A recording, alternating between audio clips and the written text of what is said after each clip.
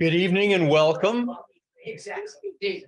Thanks for being here for our final Amos Speakers Forum presentation of this church year. This is an apt time to be concluding our discussion of immigration and the immigration crisis. It's been a week. You're probably aware that a lot's been going on. Their Lightfoot said the other day that 8,100 migrants have arrived in Chicago since last August, that we're getting 1,000 new arrivals per month. And the cost of all of this to the city of Chicago has been about $20 million per month.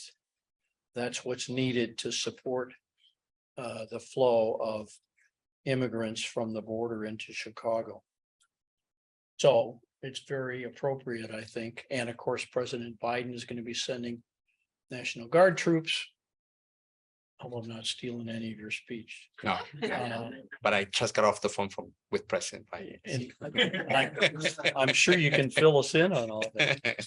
So we are delighted to welcome Mario Garcia, who is the Executive Director of Onward Neighborhood House, to speak to us about the crisis in terms of a Christian response to the U.S. immigration crisis. Onward House is a longstanding partner of GCC, and the church has collaborated with Onward House on many charitable initiatives. Mario, who himself is an immigrant and emigrated to the U.S. from his native Guatemala, is going to provide us critical background on the crisis at the southern border. And he's also going to talk specifically about what Onward House is doing to assist the folks who are coming across the border to Chicago and what we can do. I'm sure you've seen the bin at the west entrance, food items, and there have been articles in the Broadcaster. And I think Nancy's going to talk a little bit about that maybe at the end. And money too, to buy gift cards that Onward Neighborhood House can purchase and pass out to the migrants as they come in. We are pleased to share with the Faith in Action team in presenting this important program. And without further ado, I'm delighted to present Mario Garcia. Thank you. Thank you, Tom. Well, good evening. Like he said, Tom said, my name is Mario Garcia. And before I start, I would like to thank Nancy and Tom. I think Nancy started the ball rolling. We got on the phone one evening, and I think afterwards, I think we spent like an hour having conversations, and she had a lot of questions. And then she had the idea of inviting me to come here. So thank you both. You hooked me. I do have, before, I'm really honored to be here. We have a long-standing relationship with the church and actually in general with Glenview community, the Glenview community. Next year, we're going to be celebrating 50-year anniversary of having a partnership with Glenbrook South High School. Every Tuesday, they send a bus. Now it's a mini bus because of the shortage on buses with tutors. They come to our after-school program to tutor the kids. And before Thanksgiving, we also get a bus. The Tuesday before Thanksgiving, we get a bus from them with food for our food pantry. And just looking at our records, and you know how records are, sometimes you lose track. But at least since 2007, the Glenview Community Church has donated about $80,000 over that time to support our programs. So we are highly appreciative of the support that we get here. So I feel good being here. Thank you. I do have a framework. I have a few things to say, but I also want this to be a conversation. So you can stop me at any time if you have any questions. I don't feel like this is like a speech at all. think to put into context the kinds of things that are currently happening and the work that we're doing, I think I would like to spend some time a little bit about Onward House and the work that we do that I think will give you a context of the kind of work that we're doing now. And I know that we have our mission, but rather than go into the details of our programs and the mission, I want to talk at least about 3 cases that I think will highlight our work. One is that when I've been at Onward House as the executive director for 20 years. And I was a brand new, never been an executive director. And after a couple of weeks of being there was this child in our preschool, didn't speak at all. And the staff were complaining about him because he was hitting the kids and he was hitting the teachers and he couldn't speak. And they were struggling to try to figure out what it was. And there were some staff that, like, can we move into a different program? And so I worked with the program director and the social workers. And eventually it was determined that what his issue, what was preventing him from communicating, is that he needed a tube inserted in his ear. But it took about 8 or 9 months to work with the family, because the family were migrants, undocumented, didn't speak English, didn't know how to read, didn't know how to write. And they were fearful. And it took months for them to give permission for the child to be able to get that exam and then to be determined that that's what he needed. And then it was the time that we needed permission for him to have the procedure, and then they refused. So it took the program director to go into their basement apartment. It took the social worker a few times to go in there. Eventually they said, you need to go and talk to them. And in the meantime, I was having conversations with one of our teachers who was on the board of directors, and she worked for CPS. And I said, this is a situation we have. I'm not sure what to do. And she said, well, you got to call DCFS. So I gathered my team and it's like, no, we can't do that. You call DCFS, they're going to run away. They're going to be scared and they're going to lose this child. Here at Onward Neighborhood House, he's got the best support. One of the things they've done is they recognize that it would be a better place for him to be here. So we can't do that. So eventually it took like a year. And when I went to visit with the mother, she finally said that one of her fears is that a relative had back surgery and it had gone bad. So that was part of the fear. So eventually they allow for the procedure to go ahead and to get inserted in his ear. So he couldn't hear. He couldn't hear. And then eventually he started getting speech therapy. He picked up language. One of the smartest kids in the program, when he was ready for kindergarten, moved on to the after school program, became one of the leaders in that program. The last that we know of him, he was moving on to 7th grade, and typically in our after school program, they transition out of the program at that age. I relate that because we are ready and we know how to work with certain populations. And I think that by the work that we did, we allowed that child to have an opportunity, a shot at a good life. So that's one case. In the middle of my tenure at Onward Neighborhood House, we had we still have a computer lab where we teach people how to use computers and to provide access to members of the community. There's a huge digital divide, those that have access and those who don't. So we provide training, and anybody from the community can come to the computer lab and use our computers. One day, a young man in his 30s from Colombia, immigrant, came to somebody order a pizza in the evening for one of the classes, and he noticed they were providing classes. He became curious. He enrolled. He started taking classes from the moment of like, how do you turn it on to clicking. And eventually he said, I want to help. So when he was delivering pizzas, he would take a pack of flyers. And with a pizza, people at the computer will get a flyer about Onward House and all our services. So he became one of our great outreach volunteers. Eventually, he learned a lot that we hired him to be one of our instructors. Then he enrolled at Truman College to get his associates. Then he moved to St. Augustine College and got a bachelor's degree in technology. And right now he is working for the Chicago Public Schools in their tech department. And he's working on a master's degree in security for databases. And he still currently works with us for with our computer classes, providing instructions through our welcoming center. So that's another case of another immigrant coming here in Onward Neighborhood House, being there to do that. The third example that I have is, right now we're hearing a lot about what's happening in the communities with immigration. But one of the interesting things about community churches, and I think it also happens with churches, community-based organizations and churches, is that you begin to see what's happening in the larger society.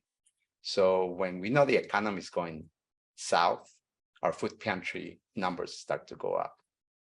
When we start seeing around 2017, 2016, started seeing people walking in from Venezuela, from Ecuador. Belmont Cregan is mostly now Latino, about 80% of the population, about 60,000. But mostly it's Mexican and with some people from Central America. But all of a sudden, like 5-6 years ago, we started to see people registering for our ESL classes with, from Venezuela, from Ecuador.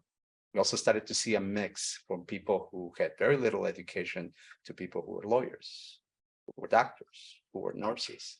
And one of the migrants was Ileana, who was a mother to two children, had a husband, and she needed childcare. So somebody told her about Onward Neighborhood House. She came to and enrolled her child. By being there, she learned that we also provided classes for English, to learn English. And one day, our coordinator for our business incubator showed up to tell them about our program and that the new classes are about to start. And she was interested in opening her own photography business. So she enrolled. So now she has her own photography business. So those are the kinds of things that we have a long history of doing. Our neighborhood house, it has a long history. We're about 130 years old. I think our relationship with the Glenview Community Church goes back decades. I don't think it was just because there were a number of North Shore churches that supported, like Erie Neighborhood House, Association House, and a lot of the settlement houses. So we have a long history of doing that. And we used to be in West Town, and then we have moved to Belmont Cregan. It started in 2008, and that move got completed in 2014 because we already, the demographics had shifted, that our services were more needed in the Belmont Cregan community and the surrounding Northwestern community area. So now we're there, and I think at the beginning of our life as a community-based organization, it was mostly European immigrants, Italy, Germany, Poland, and around the 70s, it started to become more Latino. And then I think around 2010, between 2010 and 2014, when we finally left, we also had a pretty significant population of Ukrainian families that we were serving. So we made the move. And then around 2020, one of our elected officials suggested that there is a grant that the Illinois Department of Human Services is opening up, and I think you guys should apply for. And that was to become the Illinois Welcoming Center for Immigrants and Refugees. There are about 37 or 40 throughout the state that are dedicated to provide wraparound services to immigrants and refugees, so that they have a place where they can learn the systems, they can get support, all kinds of support. So we applied and we became one of those centers. And we have gone from the January 21 till now from a $75,000 grant and 1 employee to almost $500,000 and 6 employees. That's the amount of work that we have been doing. And then it just so happens that on August 31st, show up with my briefcase to my office. I turn on my laptop, heard an email from IDHS. Hey, we just heard from the city that migrants are coming, buses are coming from. We need you and other community-based organizations to come. The buses are coming to the North Park Nature Center. Anybody that knows the city, Pulaski and Peterson. And so 3 of our family support workers and myself jump in our cars and we drive there. The buses didn't come and didn't come for the whole afternoon. We were there. In the meantime, other organizations were coming. People were donating clothes, food. So some volunteers started to sort that out. And finally, I left because I had another meeting to go to. But the 3 social workers stayed behind. And then they ended up going to a shelter of the Salvation Army because that's where the bus actually ended up coming at 8 o'clock at night. Those were the first 2. Salvation Army didn't have enough bilingual staff. So Onward House staff stayed there to translate and help distribute food. And they had people that were traumatized. There was an older gentleman that had a broken ankle. And it wasn't until he landed here that the next day somebody was able to take care of. So that's how it all got started. And then all of a sudden, more buses started to come, more buses. So we, at our welcoming center, we have 3 staff. And there are meetings, and then our directors from the city and IDHS, well, we need somebody to be at the hotels because the shelters got filled, so we ended up having people in hotels. So our staff ended up staying at the hotels, actually staying with them and providing almost 24/7 assistance to the migrants that were there. And then we finally said to IDHS, this is untenable because we have people in the hotels that need service, but we also have people coming to our office for assistance because there are people that are coming on their own. And I think that that's a misconception that might be in the general public, that the only migrants that are coming are the ones that are coming through the buses. People are coming on their own, probably as many as the ones that are coming through the buses. We find people that come to Onward House because they're sleeping in the parks, subway, bus stops, parks, and they have come on their own. So that's what we're working. And then that's when IDHS said, well, tell us what you need. That's one thing that I'll say about our city and our state in terms of trying a lot of resources. But it has been one of those situations that, you know, the phrase of trying to fix a car while it's moving. And that's exactly how it's been since August 31st. That finally we got additional funding, but then you also have to look for the social workers because everybody's looking for social workers. So eventually we ended up having a team of 3 with 3 assigned at the hotel and 3 at the center. So that has become a little bit more manageable. But I have for you some data just to show you the kind of work that we've been doing. FY21 was a grant for only the first 6 months. And one of the requests from the state is to demonstrate unduplicated. So exactly how many that are not coming back for additional services. So we served in those 6 months. Actually, I think for the grant we put, we were not sure. So I think we put like 400 and the demand was there. Then for those who came multiple times, there was like 1,082 contacts that we had in those 6. Significant number of those were for referrals. We don't provide shelters, so we refer them to other organizations. It's with a warm handoff. And then crisis interventions, people that need medical attention. We've had people that just come in and said, I don't have anywhere to go. So we get on the phone, find a doctor, find a a clinic that can help. Now, since April of 21, we have a partnership with Community Health, where we are providing free medical services to anybody who is over 18 that does not have insurance, does not qualify for Medicare or Medicaid. And they get through the clinic, they get free medical care, free medicine, and free labs. So now that's anybody that comes to our welcoming center that doesn't have those resources, we can just refer them. We started out as telehealth, but now people have requested and we are doing some in-person services. And then case management. So here, part of the reason relating to you, working with a child or working with Ileana in terms of all the kinds of needs that they have, it takes time. It's not so the case management becomes for each of the social workers a long period of time. And a lot of the work that they're doing right now, just being a listening ear. There's a lot of trauma going on within that population. Just the trip, they have left their country.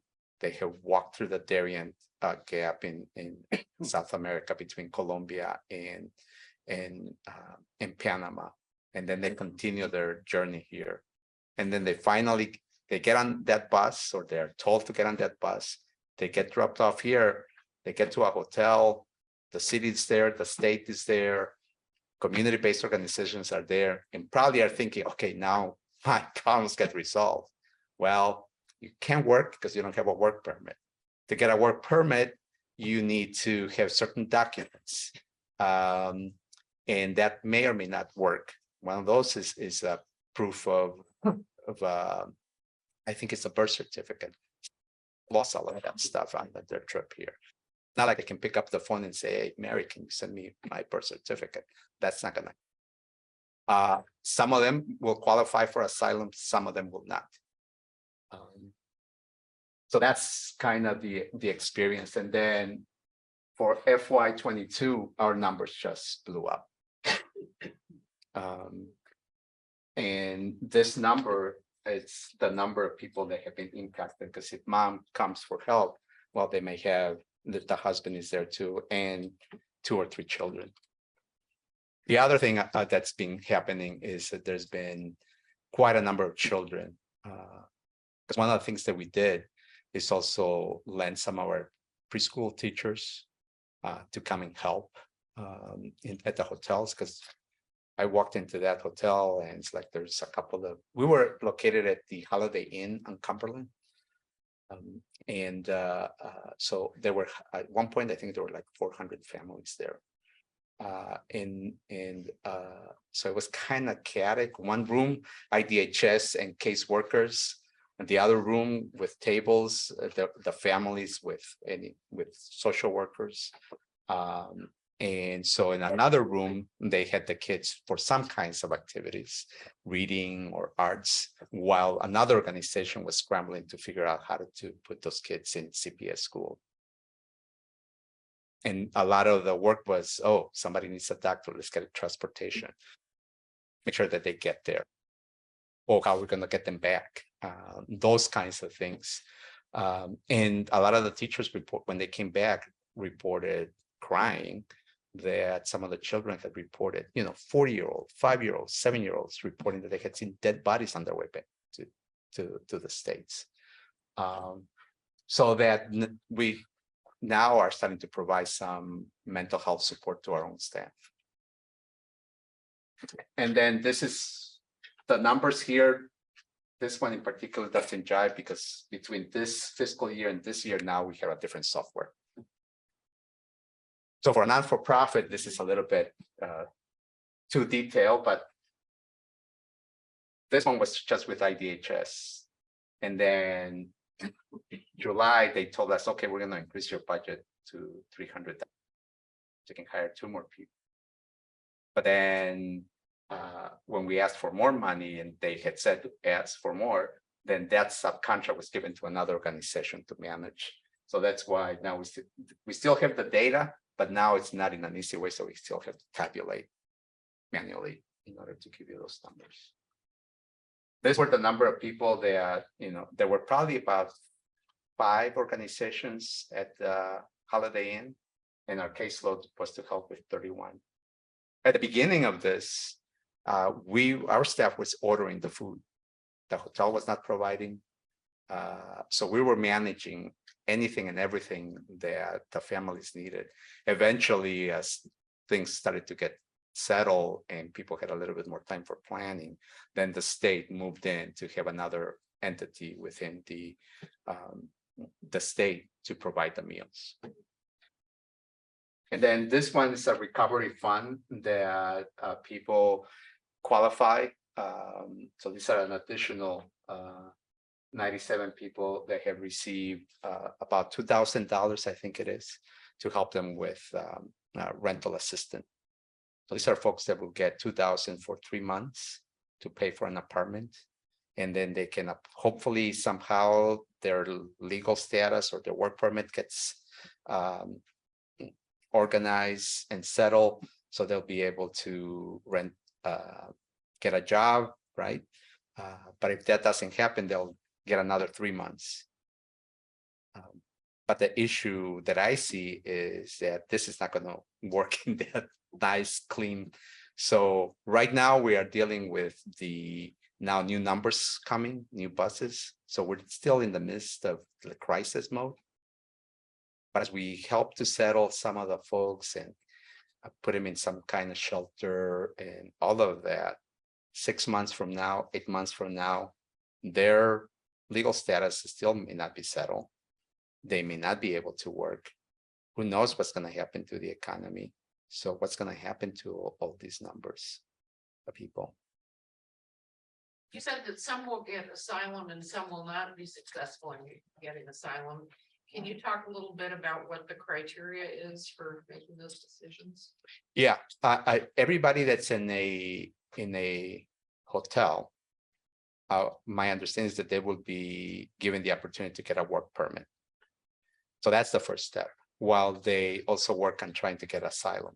But there's only 4 countries for which that's people from those countries have an opportunity. One is Nicaragua, Venezuela, Haiti, and I think the 4th one is Cuba. So if you come from El Salvador, Mexico, Guatemala, you're out of luck. And then for those folks, they need to show some proof that they were tortured, that they can't go back to their country or they're in danger. So that can take longer, not only the process, but then how are some people who actually do have, how are they going to get that documented? So that's the challenge. And then, so I think I was saying to Tom earlier before we started the presentation that within this group that have great needs, there's also the haves and the have-nots. Because the folks that are coming on the buses, even though I disagree with the way it's being done, right? But at least once they're on the bus, then the city jumps in, community-based organizations jump in, the state. Now they have something, right? At least that group has an opportunity to apply for a work permit. But the person who flies in or takes a bus to come here on their own, they're out of luck, unless they come to a community-based organization. Does that answer your question? And then I can give you some other numbers. And these are from the city. And I think these are similar to what Tom mentioned. Since August, Chicago has received 108 buses with 5,146 folks. And 3,005 have arrived by other transportation. That means on their own. And so maybe a total of 8,000. I think that's still an undercount. I wouldn't be surprised if the arrivals are more around 10 to 15,000 people that are coming. And then we had a meeting on Friday with some elected officials right after they had a city council. They talked about the challenges and that there were more buses coming. And I think they started coming yesterday. So that's going to be another emergency. Chicago has right now 2,850 clients in their shelter system. They're tapped out. And then as of Monday, they had 279 asylum seekers in the different police districts. And I think they had found like 260 beds because they're trying to open like a school on the south side. But then those folks are going to get replaced by other folks that are coming in the buses. So I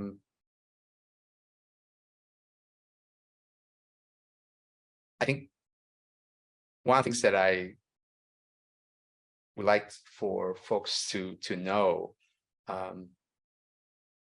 is the experience that our people are having. I think one article that I would suggest to read if you haven't had a chance is this one from the New York Times. There was a reporter that decided to see what the experience was of traveling to here. So she went all the way to South America and followed a mom and a child through that. And I think that that's the piece that, as a citizen of this country and as a migrant myself, get very frustrated that we don't see that humanity and don't treat people with dignity and respect, because the struggles that they go through to get here. And I think that a lot of the deaths that the kids saw was going through the Darien Gap, which is about a 25-mile part of between Venezuela and Panama, where there are no roads. You just got to go through the jungle, rivers, and many, by now, people just walk over dead bodies. So I would suggest for you to, if you have a chance, to take a look at that, because I was pretty overwhelmed by that story and touched by that the reporter related, because that really gave me a sense. When it's one thing to hear the teacher say, "Oh, I was working with some children," and the child said, you know, that he saw dead bodies. And then I think this reporter did an excellent job, that horror of going through that.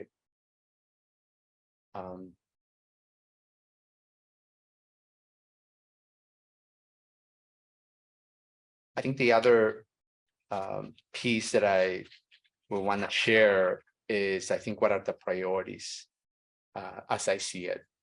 One is mental health. I think these folks not only have gone through the pandemic, not only they have gone through the struggles, but they have also gone through that journey. And I think, one of the things that for me, it's sort of like a big thing, the mental health, is we do a Christmas event for all our participants, in particular the kids. So in the classrooms, we do things and parties, and then for the parents, especially before the pandemic. And there's excitement and, like, okay, with the kids, okay, come down, Santa's coming, and then the parents are clicking and taking phones. So this year, we decided to do a program for the new migrants.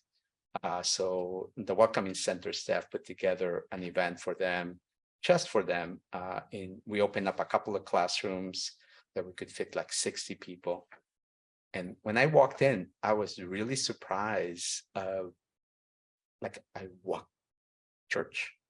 Instead of a festive child, parents, they were sitting with not sad faces, but sort of like no expression, and just grateful for anything that we were given, the food or the gifts that they got. And there's also been another sign of mental health issues. There's been conflicts at the hotels between families, because anything can trigger things for them. So I think that that's one big issue. The second one is jobs. They don't have an opportunity to work there, so that means no money. And any help that we're providing, especially as the presidential election gets going, I think there's going to be more pressure to start cutting. We're not, but I wouldn't be surprised if that happens. I think the other one is immigration services.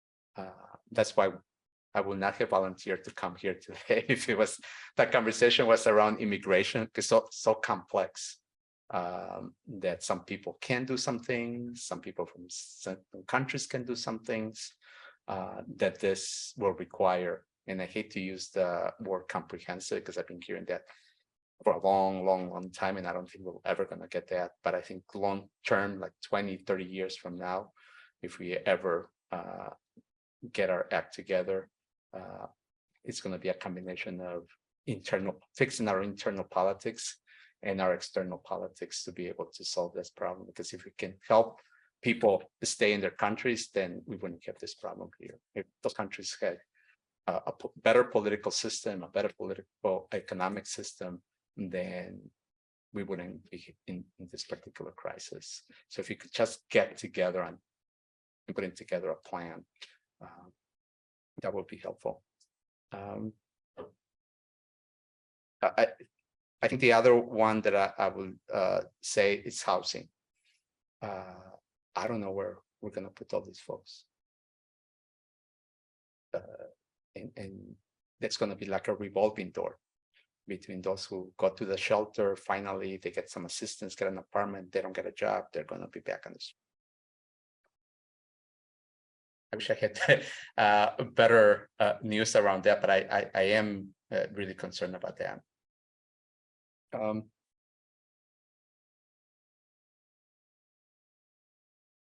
I think one of the things that we are doing is that we have run out of space. So we've been lucky that we have received through the Reba and David Logan Foundation a new building that we need to renovate, and because we have run out of space. So this will become, you can see in October we did a food distribution. Actually, the Logan Foundation provided some funds to get some food from Gordon Foods, and we distributed about 1,600 bags of fresh vegetables to the community. And we'll be renovating that building, and we will be including, for those who need it the most, which right now are immigrants, would be expanding the food pantry with on the roof, an urban farm to feed our own food pantry. Have the welcoming center. So right now, our welcoming center is a space of about this with 6 desks. So whenever they need to meet with the families privately, they have to look for a classroom, an open office, the lounge. So this will provide them with that. And then community health is going to move with us to that space. So they'll go from 500 square feet to about 1,600 square feet. And many other programs that we're going to put there. So that's our attempt, because I think any changes around immigration and helping is going to start at the local level eventually. I think one of the lessons from the pandemic is that community-based organizations are the safety net. We shut down on March 2020. We were up in business July 9th. And CPS didn't open up until like 16 months later. And the kids were coming, our teachers were coming. And even our parents decided to keep their kids, school-age kids in our program. So they will come to our program, to our building to get their e-learning from CPS. What is the address? This one is, the new building is 2644 North Central Avenue. North Central. And we, the 2 other centers that we're operating right now is there at Antiversi, 5413 and 5423 West Diversi. So that's the work that we're doing. I think one of the things that Tom and Nancy wanted to know is how can the congregation and anybody in the community can help. I think there are a number of ways. I think for me, a number one plea would be to be a messenger that these are good people. I think there is a lot of garbage on social media, pardon for use that word, that's about trashing immigrants. They are treated as criminals. They are referred to as drug traffickers. These are folks that have reached the limit in their own country, and they're desperate to find a better way for their kids. I am an immigrant, although I'm not, and I think we all can at some point can say we're immigrant, but my experience as an immigrant was not like the kids or the families that are coming now. I was lucky in the 1960s, my aunt, early 60s, came here as a permanent resident. My mom and I, before I think I was about to go into kindergarten, travel here to visit with them. I guess when we got back, I was talking a lot about everything that I saw here, all the toys that I saw, the TV that I saw. I think my mom was the same, that my brother, who is 8 years older than me at the time, decided like, I want to go to the States. And on a visit with my aunt said, well, Carmen, that was my mom's name. If you want, you sign the papers. I'll take it. Maybe he's not going to like it and he can come back. So he came. My parents were always very supportive, and it's like, okay, maybe it'll be. So my parents signed the papers. My brother came. He enrolled in high school, Austin, in the Austin neighborhood, the Austin High School. He graduated. As soon as he graduated, he got drafted into the Army. My parents, when we lived in Guatemala, they used to go to my uncle that used to be the manager of the local theater. So every Friday, they will get a free movie through my uncle. And then, but when my brother got drafted, my mom stopped seeing any movie that had any soldiers, any violence. And that's when they got the idea, we're struggling here. My father was a carpenter, and he used to work for a business that was owned by a Spaniard. And payday, my mom will go downtown with me, and we will try to meet my dad to go shopping or whatever. My dad will come and like, oh, I didn't get paid today. So those kinds of struggles, even though we were, we had a house, we had a shelter, we had food, but I knew that it was a struggle. And so my mom decided, as a way of unifying the family and getting a better way of life, let's move. So we came in 1973. I was 12 years old, and we landed in New Orleans. My brother petitioned us. He signed all the papers. My parents did all the work. We came to New Orleans. As soon as we walk in, my parents got a yellow envelope that included our green cards. And that probably, I don't remember exactly how long, but it just seemed like it went like this. And then typical, I became a big kid because I was the translator. I was helping my parents with a few more things. In the meantime, we came in May. In August, I went to school. I think I had like 5 words that I knew in watching TV. That was before bilingual education. There was only a handful of Latino kids at that time. It was Alfred Nobel School in West Humboldt Park. And I struggled so much that, before we left, one of my family friend had a bookstore, and they gave me, I still have it somewhere in the basement, a small yellow dictionary. So I would go home with my books from school, and I would look for words in order to translate, in order to be able to know what my homework was. And then there was a Puerto Rican kid who knew English, and they set me behind. So I went from being in the front in Guatemala to being in the back of the class. So I struggled. My parents saw me cry, saw me struggle. In fact, my mom's like, what do we do?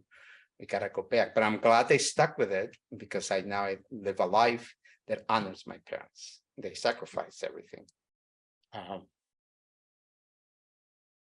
And I think I want people to know that's the type of individuals that are coming here. Yeah, we were able to get an airplane, but that was borrowed money. So the first year or two, my parents were paying all of that. That's the same thing. Maybe they don't have the money to buy a plane ticket. They have to walk, but it's the same thing, better life. Yes. I had a question, and you may have answered this. You were a little bit late, sorry, but That's okay. according to the newspapers, some major thing is changing in our government. Something's being reduced or whatever, and that supposedly within 2 or 3 weeks, there'll be a flood of immigrants coming in. If that's true, will that present a problem here?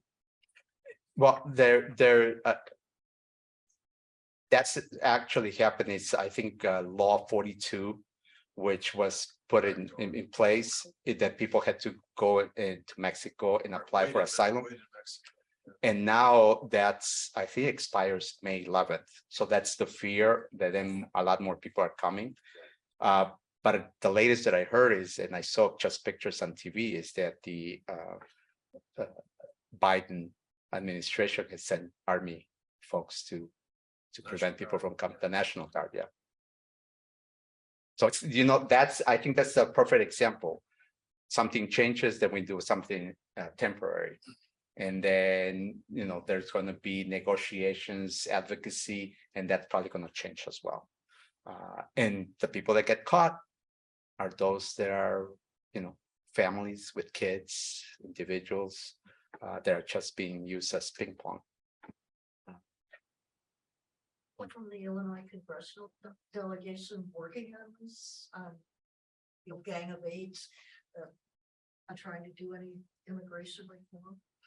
I've heard that Senator Sinema and somebody else on the Republican side have talked about doing something around, actually, it seems like they have something in writing around some comprehensive approach.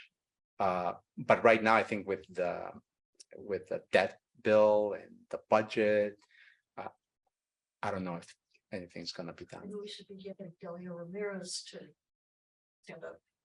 Yeah, she's doing, actually, she's supporting our effort for the new building. And actually, I gave her a tour yesterday of the building. We had submitted an application to get some funding for the project, and she submitted it to the Appropriations Committee. And she's really very committed to advocating because her husband, as you probably know, is a DACA student. So that's a mixed family in terms of status within this country. So that would be one of my requests, that anytime you see something that trashes immigrants, to speak up, because I think that's the only way to deal with that. And going from that to the crass money, I think it's important. Even with the funding that we get, we include, with the funding from IDHS, we include funding for salaries, right? And we also have a big item for like toothpaste. So everybody that comes in, we put together a packet of stuff for them. But how long is that going to last? So funding in general, funding specifically, what you're doing today in terms of a food drive, we can always have more food. That would be great. I think also another possibility is funding for creating a fund to get shelter for the, we have been thinking, if we gave everybody like $1,000 and they can get 5 nights or 2 weeks at even a motel, it would be better than sleeping on the floor in the police station. Because that's the other challenge that we're facing right now, which is lack of coordination and creativity on the part of government in terms of when we're at the hotel, even though IDHS was there and people from the city, those folks were seeing community-based individuals. All our social workers are immigrants themselves. We have somebody from Ecuador, we have somebody from Cuba providing. So that's, can relate, the people, you build trust immediately. But now that they're not being put in the hotels, they're going to either a shelter or to the police stations. Community-based organizations are not involved. And so now they're more isolated than ever. So to be able to have a fund to be able to provide some, but it's $500 to each person that comes in, say here, well, we figure something else. If you can spend a week in this hotel and maybe 5 days, an opening can come out at a shelter. So for undocumented, it's across the border without being stamped in. What are their pathways to legalization? Well, as opposed to overstayers who entered and overstayed, which I think you probably see far more of undocumented than overstayers. Oh, yeah. So, and it's much more complicated, if I'm correct, to find a pathway. It's and I wouldn't be able to give you the perfect answer, but that's one of the things that we're including in our new application. We would like to be able to work with a couple of organizations who do specialize in immigration, that they actually have been given credentials by the immigration services to provide that kind of service, so that we can then be able to have somebody with that kind of expertise.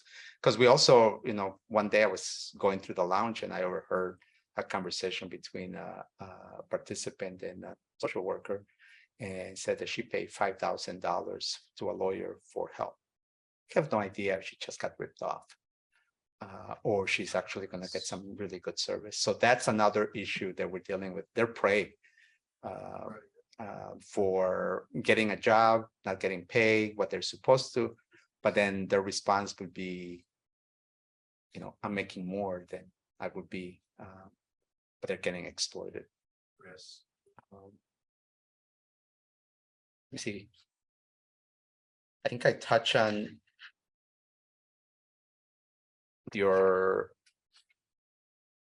ways to help.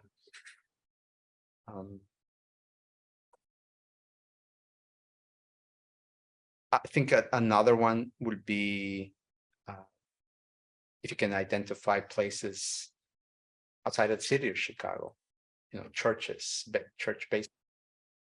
One of the things that the city is saying that they have identified some places, but they don't, there are certain rules and restrictions on the use of space. One of the things that they want is that, it takes a lot of resources. So they're looking for spaces that can house at least 250 people. But you really can't be waiting for those spaces to come. So I think now we're looking for anywhere that we can be creative to find some shelter for the folks. The other ones, no matter what, I think some folks, especially children, need some fun. So maybe able to host a picnic here and there for those families, volunteers to help with that. That would be another way of helping, whether it's through us or just on your own or through the church. We're going to have next Saturday, we're going to have a Mother's Day festivity for the folks. And part of that would be meeting with a mental health professional, vital service. So that's those are some of the things. There are no easy solutions, but I think individuals can provide some of those. That would be great. I invite you to come and we'll give you a tour or of our facilities and the work that we do. Mario, could you give us some kind of a big picture perspective on before the crisis, immigrants, what your budget look like and when it looks? We started our budget with $4.3 million. And the bulk of that is the preschool and the school age. Our adult education, it's mostly private. And now we're close to 5.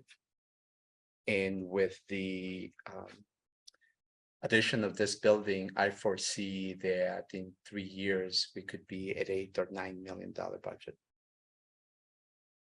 Because of and that's just, it's a combination of new immigrants and just the community.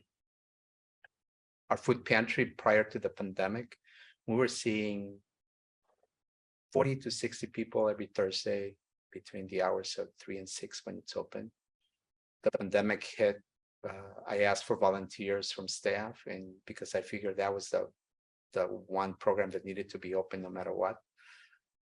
We opened after 2 weeks.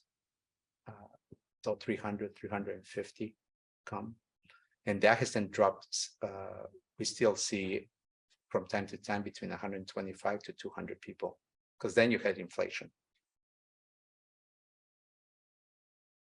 And one of our strongest supporters, we get most of the food is the Garcia Cup with the pasta. Per month or? Per every Thursday. Yeah. And during the pandemic, they could come as many times every Thursday. Then when we started, the rule of the Garcia Cup with depository for those pantries is that you give a bag once a month, and you can give it to anybody that comes. But if they're out of our area, we'll give them the bag the first time, and then we'll refer them to another food pantry. So that got eliminated. So everybody was coming during the pandemic. But then there was a period of time when there was not enough food being delivered by the food depository. There was a shortage. So we had to cut back to, you can only come now twice a month. And we're still seeing 125, 150, 200 people come to the food pantry. And a lot of them are new migrants.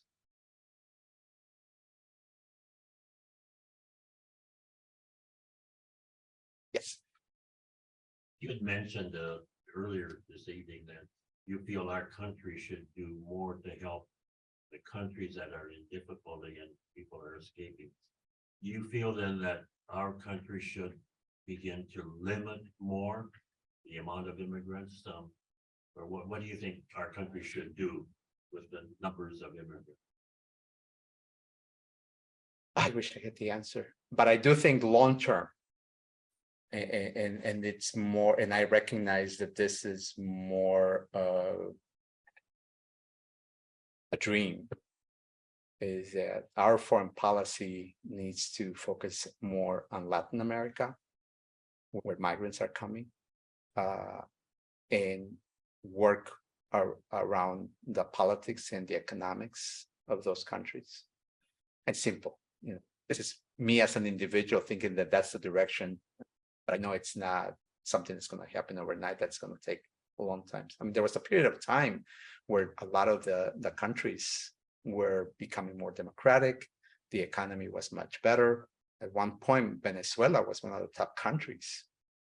I think they're still one of the richest countries with the oil that they have. It's just the government that has mismanaged all of that. And it has gone from one of the richest countries to one of the poorest countries in South America.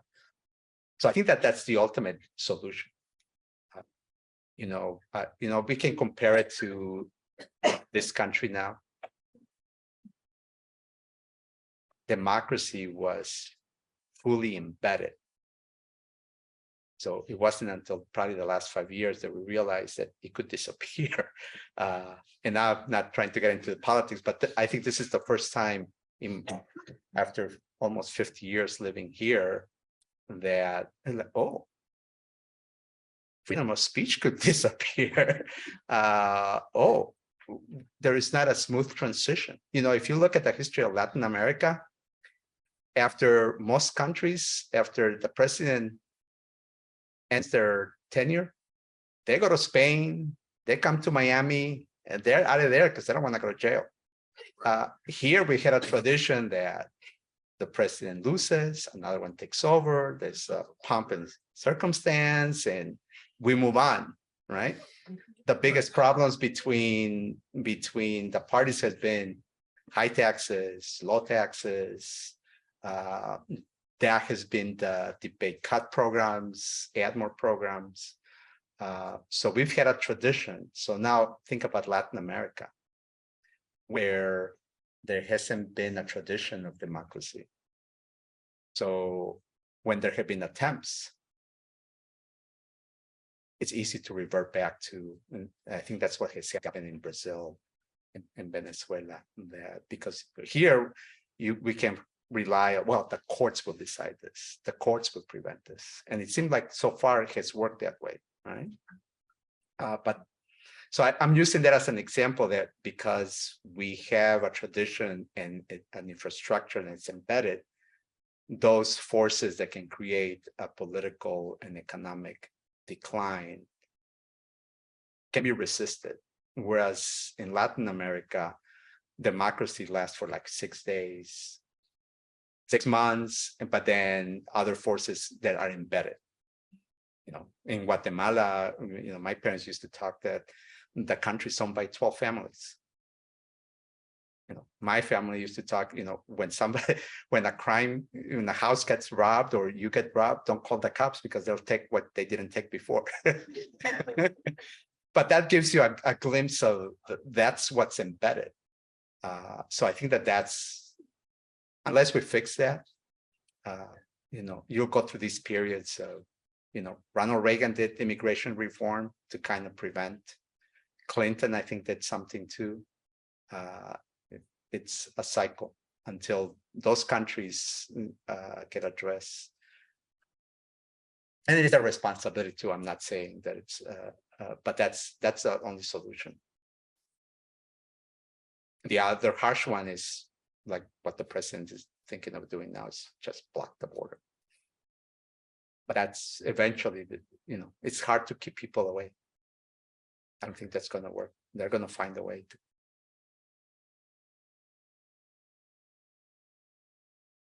Okay. So thank you.